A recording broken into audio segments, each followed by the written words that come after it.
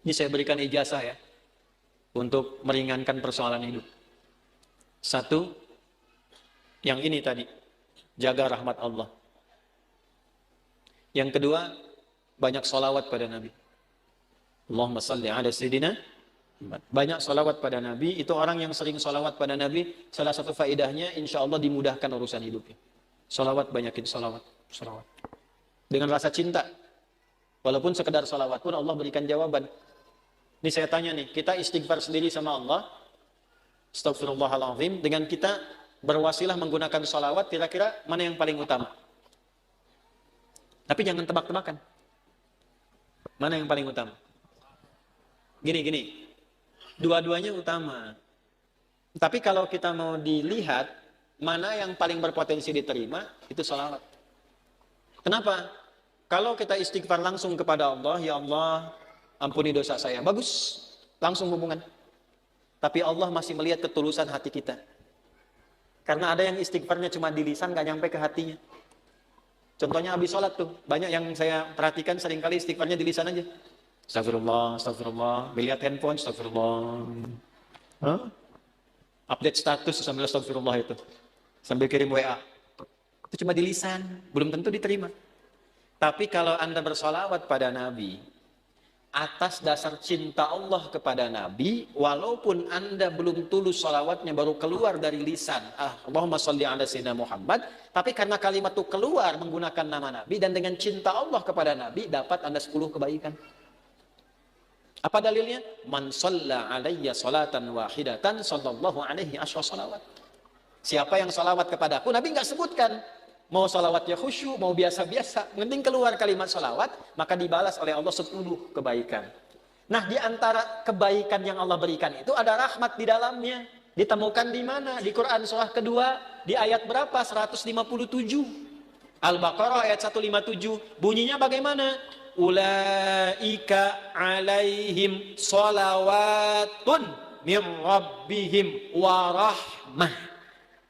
Wa ulaika humul muhtadun. Ada orang-orang yang hidupnya dijamin oleh Allah mendapatkan sholawat dari Allah. Apa makna sholawat dari Allah? Pujian yang melahirkan rahmat. Tahu dari mana rahmatnya? Kalimat setelahnya berupa tafsir. Sholawatu wa rahmah. Apa makna rahmat di sini? Memudahkan urusan hidup. Dari mana dalilnya? Kalimat setelahnya. Wa ulaika humul muhtadun. Dan merekalah orang-orang yang dimudahkan hidupnya. Dari mana tahunya kalau ini kemudahan hidup? Pada ayat sebelumnya, ayat 155 dan 156. Bagaimana bunyinya? وَلَنَبْلُوَنَّكُمْ بِشَيْءٍ مِنَ الْخَوْفِ وَالْجُوعِ وَنَقْصٍ مِنَ الْأَمْوَالِ وَالْأَنْفُسِ وَالثَّمَرَاتِ وَبَشِّرِ الصَّابِرِينَ الَّذِينَ إِذَا أَصَابَتْهُمْ مُصِيبَةٌ قَالُوا إِنَّا لِلَّهِ وَإِنَّا إِلَيْهِ أُولَئِكَ عَلَيْهِمْ صَلَوَاتٌ مِّن رَّبِّهِمْ وَرَحْمَةٌ wa ulaika humul muhtadun. Duhai kalian yang hidup, aku akan uji dengan berbagai ujian supaya membuat hidup kalian berkualitas, kalian lebih baik lagi. Ujian itu satu bentuknya kekhawatiran. Sekarang pun ada yang khawatir kapan Ustadz selesai ngajarnya. Walju, karena saya mulai lapar. Wa naqsi minal amwal, ongkos sudah mulai berkurang. Wal anfus, ada yang sakit, ada yang meninggal. Wa thamarat, ada yang hasil kerja kerasnya dibawa orang. Wa basyiris sabirin, berbahagialah orang sabar.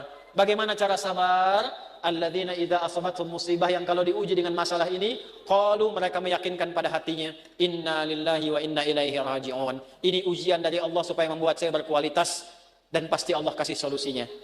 Bagaimana cara mendapatkan solusinya? Kalau orang-orang sudah bersikap begini tawakal pada Allah, maka dia berburu rahmat Allah. Ulaika alaihim salawatum min rabbihim wa rahmah. Orang sabar begini dipuji oleh Allah, diberikan rahmat. Kalau Allah sudah kasih rahmat, maka Allah berikan kemudahan untuk menyelesaikan semua masalah hidupnya. Maka orang-orang yang mempraktekkan hadis ini, ar-rahimuna, orang-orang yang berkasih sayang, mempraktekkan hidup dengan rahmat, langsung otomatis dijaga oleh Allah dengan rahmatnya ini, supaya dimudahkan semua urusan hidupnya. Semakin kuat prakteknya, semakin mudah hidupnya. Saya berani berkata begini karena saya mencoba, benar enggak ini kan, dengan keyakinan tuh. Benar enggak tuh untuk menenangkan hati, bukan meragukan itu. Seperti kata-kata Nabi Ibrahim, ya, di Al-Baqarah ayat 260. Wa idh qala Ibrahimu rabbi arini kaifa tuhyil mauta qala awalam tu'min qala bala walakin liyatma'inna qalbi. Ya Allah, tunjukkan padaku bagaimana cara engkau menghidupkan yang mati. Kata Allah, kamu belum yakin. Kata Nabi Ibrahim, saya yakin ya Allah, supaya hati saya tenang saja. Saya lihat orang-orang dulu, kok betapa mudah hidupnya. Kita praktekkan satu-satu. Melihat orang dengan kasih sayang. Mencoba untuk memaafkan, mencoba untuk berlapang dada.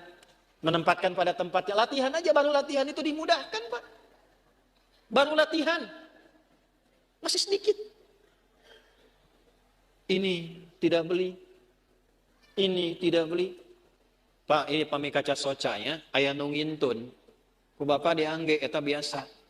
Tapi bu, kaca soca ukurannya sami persis. Tuh.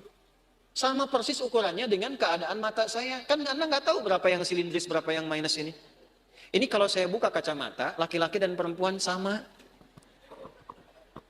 Sama-sama manusia. Makanya kenapa bu, kalau pengajian perempuan, ibu-ibu, sab muslimah itu saya buka kacamata. Ya, tujuan utamanya supaya yang paling cantik tetap istri saya. Ya, ini sama ukurannya Pak, tuh persis. Setiap ada model baru datang ukurannya sama persis. Dari mana? Siapa yang pernah ngecek mata saya? Ini dapat hadiah juga, Allah kasih baju, kaos kaki sampai ke sepatu. Cuman modal satu hadis ini teh. Hadis. Cuman modalnya yakin punya Allah. Nah, eta teh modal yang paling utama tuh punya Allah. Gitu. Sekarang kita kekurangan itu. Sekarang banyak orang kekurangan itu. Jadi rasanya kurang merasa punya Allah. Coba tanamkan pada hati, saya punya Allah. Maka Anda tidak akan takut kehilangan jabatan. Kalaupun harus jujur. Karena punya Allah. Qulillahumma malikal mulki tu'til mulka man wa tanzi'ul mulka mimman. Karena punya Allah jangan takut kehilangan harta kalau harus sedekah. Karena punya siapa? Allah. Makanya dekati Allahnya. Ittaqillaha haitsuma kunta wa atbil hasanata sayyi'atal hasanata tamhuha. Ihfadillaha yahfad. Jaga Allah, Allah jaga kita. Jaga Allah itu maksudnya apa? Jaga diri kita tersambung dengan Allah. Ini pakai hadisnya, pakai praktekkan dalam hidup. Saya bukan ingin nunjukkan, ini berhasil. Tidak, bukan itu. Kan bicara kalau mengalami itu enak gitu. Menceritakan pengalaman ulama itu enak yang sudah terjadi. Dulu orang begini dijaga oleh Allah. Imam Nawawi itu selama hidupnya, 99% makannya diantarkan oleh ayahnya. Makannya cuma sekali malam, ba'da isya. Apa yang dimakan? Kue kering dengan zaitun. Minumnya sebelum subuh. Setiap hari sampai meninggal. Karena beliau meninggal duluan, bapaknya baru meninggal 7 tahun setelah Imam Nawawi meninggal. Saking bapaknya ingin jaga anaknya terhubung dengan Allah, makanannya dijaga. 1%-nya kalau diundang, ada jamuan dipastikan dulu halal. Nggak mau makan sendiri, yang lain diajak makan sama-sama. Imam Nawawi itu. Makanya sampai sekarang berkah, kitabnya masih kita jaga dan kita kaji.